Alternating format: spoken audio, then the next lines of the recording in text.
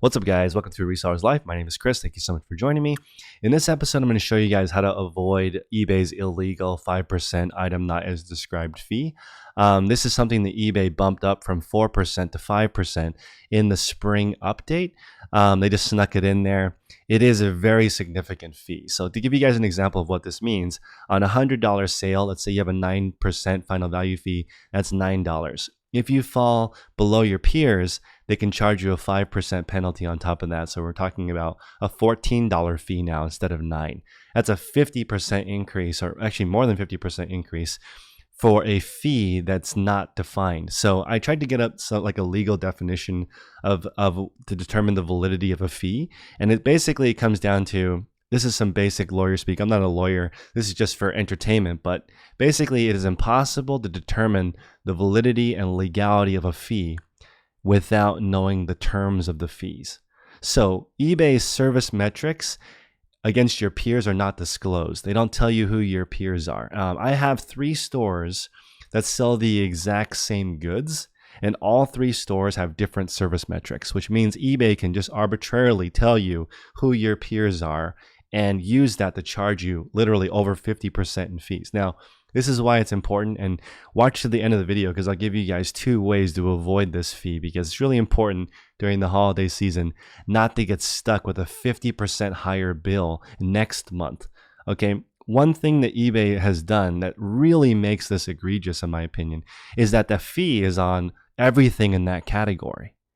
If you had a penalty, in my opinion, for making a mistake, why not just penalize that one item? Why are you penalizing the entire store? That's like, getting a parking ticket and then they charge you for the entire time that you were driving that month when you just made that infraction for that one instance. It's insane to me that they can even do this legally. So I think it's really good grounds for a lawyer to step in, put together a really awesome class action lawsuit, because I'm going to show you guys that this is literally millions of dollars. So let's look at the Q3 earnings report. I've linked it in the description below if you guys want to take a look. eBay quarter over quarter from last year is down 6%. So that means even though e-commerce is exploding, eBay is down 6% year over year, right?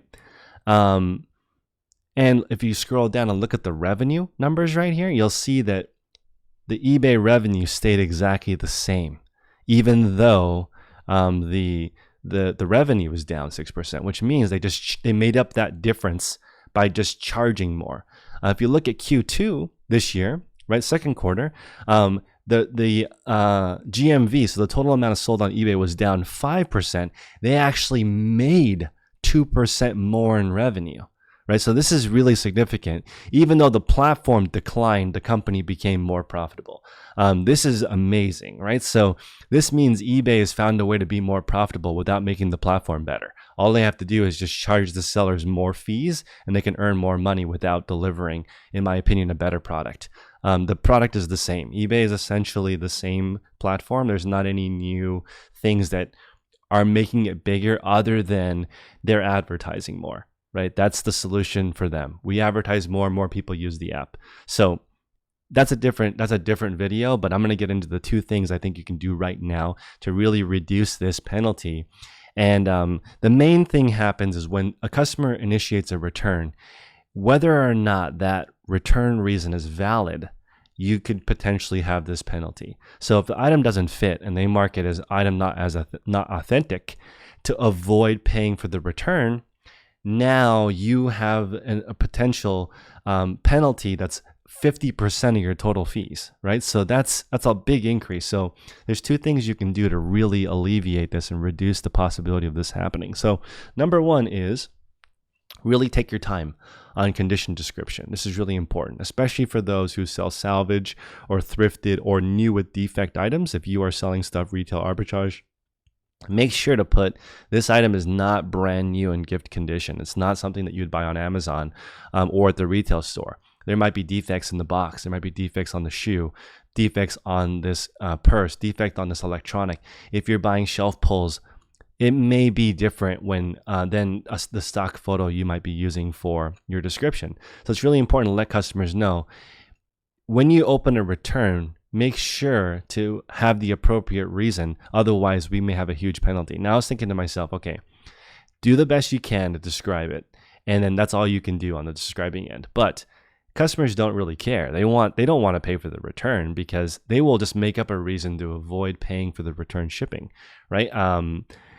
So the way that I have combated that is I used to have free shipping in my eBay store, which in my opinion is a premium experience. I'm sorry, free returns. I no longer have free returns. Now I am charging the customer for returns, but I am letting them know if you select the appropriate reason, which is item doesn't fit, or I just didn't like it, or a reason that doesn't penalize my item not as described. If you pick a valid reason, I will pay for the return. Okay, so that I think is it's interesting because providing that type of experience for the customer, if you provide free returns, you should be exempt from this BS, in my opinion. If you're already willing to pay for the return from the customer, that means you stand behind your products. Who would offer free returns if they don't believe that their products are described properly? Nobody is selling items hoping to get them returned. That doesn't make any sense, right? So obviously, if you incentivize on the other end, maybe the revenue on eBay would have actually gone up because the buyer experience may have actually improved, right? There's got to be something has got to give. You can't just have a penalty and no way for sellers to actually make up the difference. If, for example, you put mark free shipping, mark free returns, and you get premium placement or something, maybe you're exempt from this, what it does is instead of charging fees that are arbitrary, you can just do more revenue. That seems pretty obvious to me. eBay is the middleman. They don't stock any of the goods, so they have no risk. This is also in here. I don't know how much of that increase in fees per normal dollar is promoted listings. But instead of having this promoted listings where you can advertise all the way to 100% of the item, what that means is if you have $100 item, you could do a promoted listing fee of 100%. At the end, you could have a $9 fee for your normal sell. You could pay eBay 100% of your sale, so $100 on top of that $9 for to get that premium placement.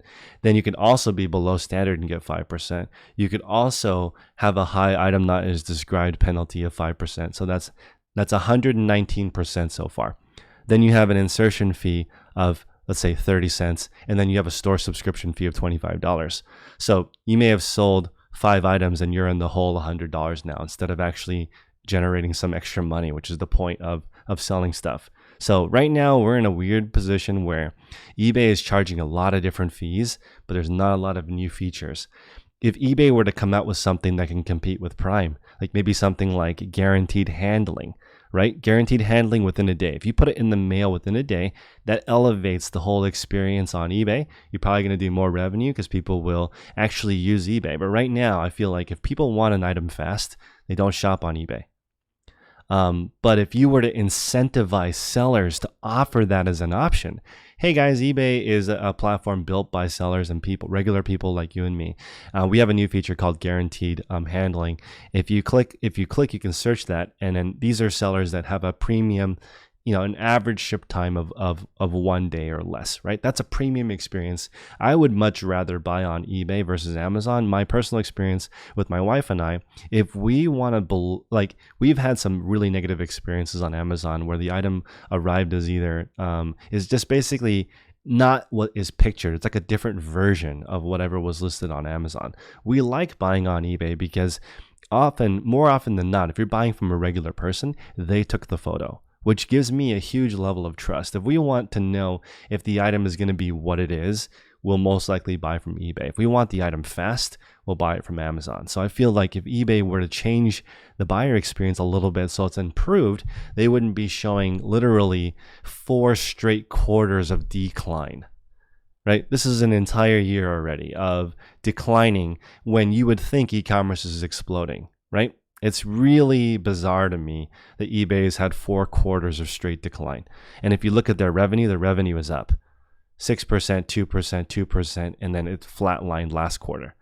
So their revenue is up significantly, literally millions of dollars up, but their revenue is declining. This number, GMV to revenue.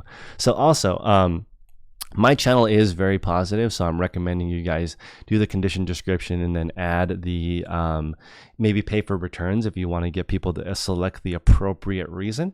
That's just my thoughts, but I do, I will 100% support any type of class action lawsuit to force eBay to at least tell us who our peers are. If you're going to penalize me and say that store A, B, and C is better than my store, at least let me see store A, B, and C so that I can improve my store. We don't even know. The difference of 1 or 2% in a store that can make or break this ridiculous penalty is not even visible. You wouldn't know what your peers even look like. So I actually think that that's illegal. I don't think, because we can't determine if it's valid or not. That should be illegal. You can't pull somebody over and then not give them a reason why and give them a ticket. You have to give the exact reason so that people can figure it out and improve. So appreciate your guys' time. Please like, comment, and subscribe, and smash that notification bell. I know a lot of subscribers have not been getting notifications when I do new videos. And also the final thought is this episode and all my episodes are sponsored by my reseller field guide. That's $35 with code YouTube in the description below. I've actually just included that inside of my best tips for free. So I keep getting similar questions. So I just put that all into a free Google document. So if you want to click on the link in the description below, it includes a link to my guide, which really helps me continue to make content like this. But otherwise, most of my information is free. I don't recommend you spend a lot of money if you want to start reselling. Just start selling stuff around the house, then go thrifting, then go to some garage sales, then sell all your stuff your grandma was going to donate anyway. Then with that money, start buying some wholesale stuff online, figuring out how to do bulk buying. There's no shortcut. You have to literally build those relationships over time and get really good at a niche. And the most popular question that I get is, how do I sell things faster? And there's always the same answer, which is just focus on one specific niche, one specific product, one specific buyer.